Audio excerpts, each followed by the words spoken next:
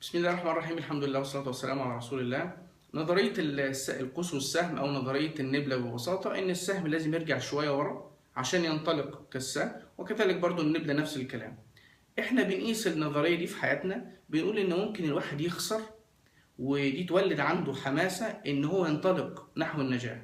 نفس الكلام برضو في الدين، أنت ممكن تعصي الحق سبحانه وتعالى وتحس كده بمرارة وانكسار، وتقعد مع نفسك كده وتتوب إلى الله عز وجل، ودي يكون سبب كبير في التزامك في حاجات كتير.